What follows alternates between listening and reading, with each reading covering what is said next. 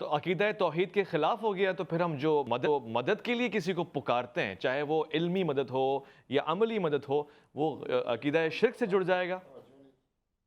دیکھیے، گزارش یہ ہے کہ بنیادی طور پر میں نے پہلے عرض کیا ہے کہ ایک ہے اللہ کے سوا اور ایک ہے اللہ والا ہونا۔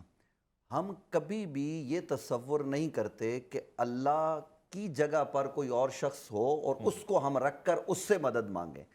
باقی جہاں تک ما فوق الاسباب چیزوں کا تعلق ہے تو میں ایک بات عرض کرتا ہوں، ابن کثیر نے یہ بات لکھی ہے،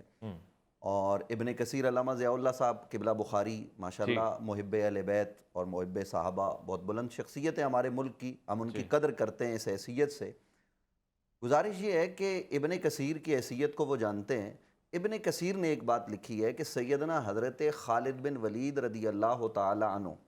صحابی رسول ہیں، اور مسلمہ کذاب کے مقابلے میں جب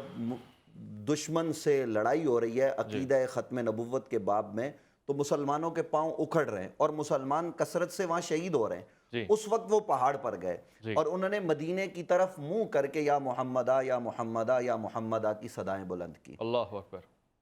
یہ ابن کثیر نے تو یہ بات لکھی ہے، کانا شعارہم یومئذ یا محمدہ۔ شعار تو ہوتا ہے کہ جب مقابل آپ کھڑے ہوئے ہیں تو وہاں پہ بھی چلیں، جو ہے وہ اللہ اکبر کا نعرہ لگ رہا تھا تو آپ نے یا محمدہ کا نعرہ لگایا، لیکن وہ جو پہاڑ پر چڑھے اور پہاڑ پر چڑھ کر جو مدینے کی طرف منہ کیا، وہ کیا تھا؟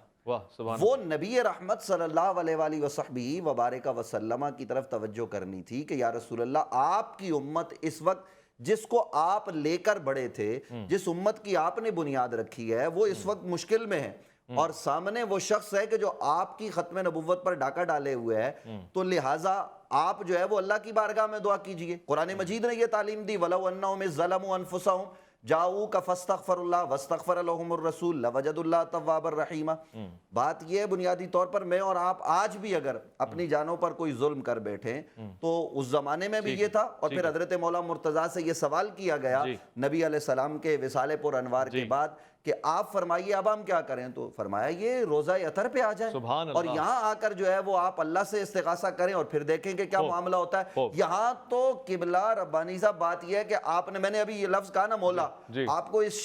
ملک میں بتیرے لوگ ایسے بانت بانت کی بولیاں بولنے والے مل جائیں گے کہ کسی کو مولا کہنا یہ بھی شرک ہو جائے گا، حالانکہ وہ خود مولانا کہلا رہے ہوتے ہیں۔ ان کو دعوت دی جاتی ہے کہ حضرت مولانا خطاب ذیشان فرمائیں گے، اور حضرت مولانا خطاب ذیشان میں بغض علی کا مظاہرہ کرتے ہوئے کہتے ہیں کسی اور کو اللہ کے علاوہ مولا کہنا شرک ہے۔ تو اب مجھے بتائیے یہ پھر لڑائی نہیں ہے نیری تو کیا ہے؟ دیکھیے ہم حقیقت میں مولا اللہ ہے، وہی مددگار ہے، وہی معین ہے، سب کچھ وہی ہے، لیکن اس کی عطا سے کوئی بندہ معین الدین بھی ہو جاتا ہے، کوئی بندہ غوث العظم بھی ہو جاتا ہے، تو اس میں کوئی اعتراض کی بات نہیں۔ مستقل ہم نہیں مانتے کسی کو، لیکن اللہ کی عطا سے مانتے ہیں۔